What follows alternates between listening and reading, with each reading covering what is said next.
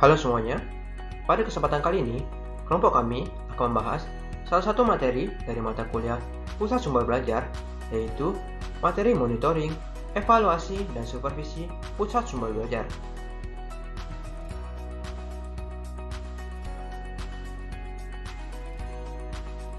Sebelumnya, perkenalkan nama anggota dari kelompok kami. Yang pertama, yaitu Sebi Eta Aryani dengan NIM 20110210021, dan saya sendiri, Ahmad Zufar, dengan NIM 20110210028. Nah, seperti yang kita ketahui, ada terdapat kegiatan operasional Pusat Sumber Belajar. Nah, tentunya dalam kegiatan ini dibutuhkan adanya suatu evaluasi. Evaluasi ini dilaksanakan untuk mengetahui seberapa jauh hasil pelaksanaan setiap tahapan kegiatan dari Pusat Sumber Belajar ini atau PSB yang telah dirancang secara sistematis. Nah, sebelumnya, apa itu evaluasi? Evaluasi dapat didefinisikan sebagai suatu proses sistematis dalam pengumpulan data atau informasi yang digunakan untuk memberikan nilai atau predikat terhadap sasaran yang dievaluasi.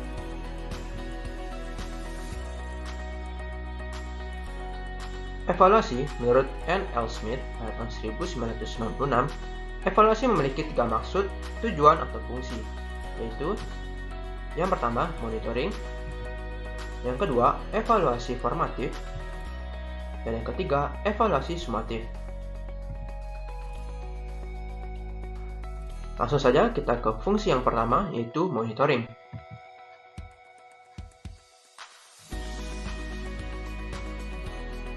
Monitoring merupakan suatu kegiatan mengamati secara seksama suatu keadaan atau kondisi, dan juga perilaku atau kegiatan tertentu yang biasanya dilakukan oleh supervisi.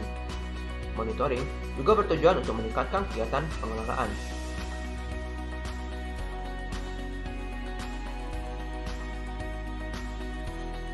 Selanjutnya, fungsi yang kedua, evaluasi formatif.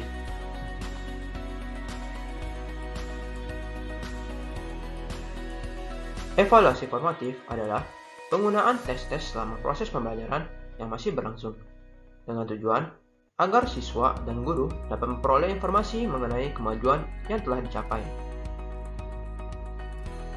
Adapun fungsi dari evaluasi formatif ini yaitu untuk memperbaiki proses pembelajaran maupun strategi pembelajaran yang telah diterapkan. Nah, klien utama dari evaluasi formatif ini yaitu yang pertama adalah pimpinan proyek, yang kedua tim pengembang, dan yang ketiga staf.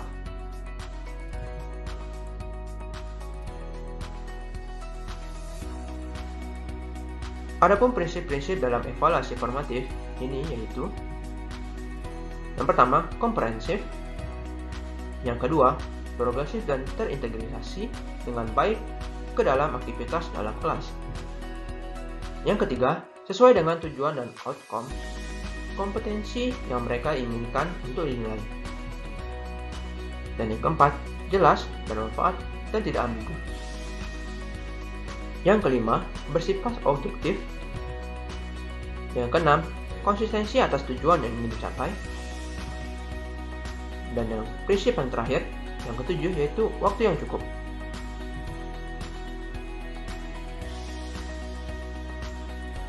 Selanjutnya fungsi yang ketiga yaitu evaluasi sumatif.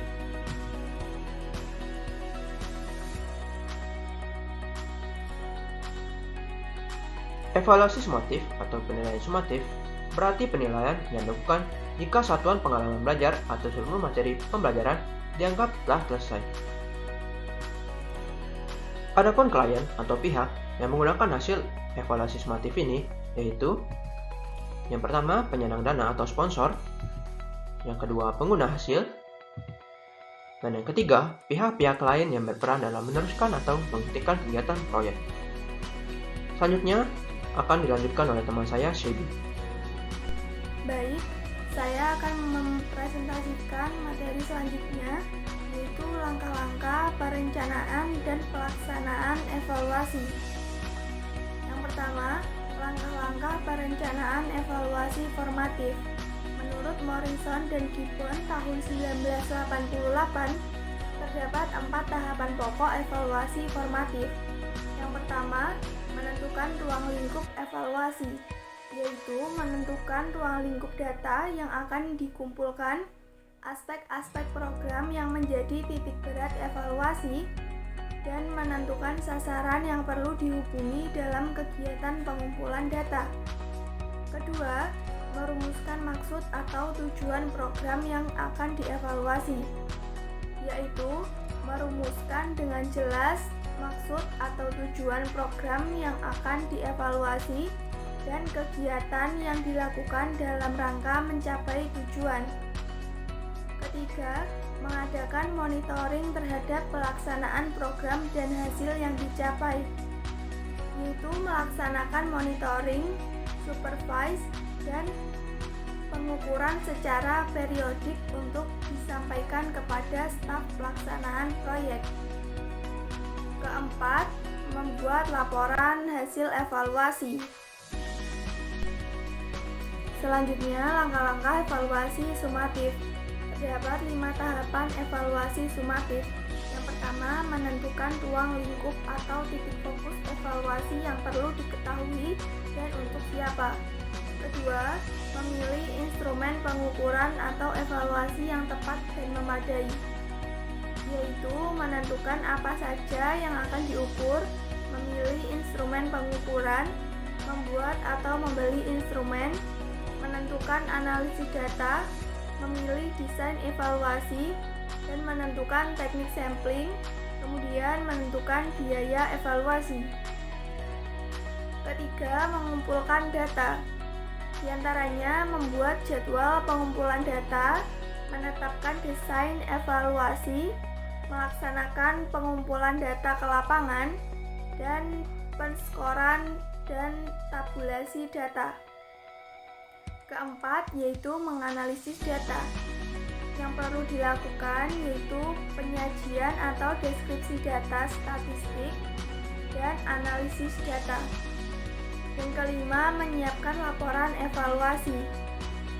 Kemudian langkah-langkah perencanaan evaluasi formatif. Menurut Morris dan Gibbon tahun 1988, di dalam bukunya Evaluator's Handbook, mengidentifikasi terdapat 13 langkah evaluasi formatif. Yang pertama, penilaian prakondisi. Kedua, pertemuan dan pembicaraan. Ketiga, pembuatan rencana evaluasi. Keempat, pembuatan tes atau instrumen evaluasi. Kelima, penentuan siswa dengan sampel. 6. Pemberian tes awal. Ketujuh, penentuan kelompok eksperimen dan kelompok kontrol. 8. Pembuatan jadwal pelaksanaan evaluasi. 9. Perdengarkan program kaset kepada kelompok eksperimen dan berikan pembelajaran dengan materi pelajaran yang sama kepada kelompok kontrol dengan metode berbeda atau tidak menggunakan program kaset. 10. Pemberian teks akhir kepada kelompok eksperimen dan kelompok kontrol. 11. Analisis hasil tes akhir. 12. Diskusikan hasil tes dengan staf pembuat program. Dan terakhir, pembuatan laporan tertulis. Sekian materi yang dapat saya sampaikan. Sekian, terima kasih. Sekian pemaparan materi dari kelompok kami. Apabila ada kesalahan kata, mohon dimaafkan. Saya ucapkan terima kasih banyak dan sampai jumpa.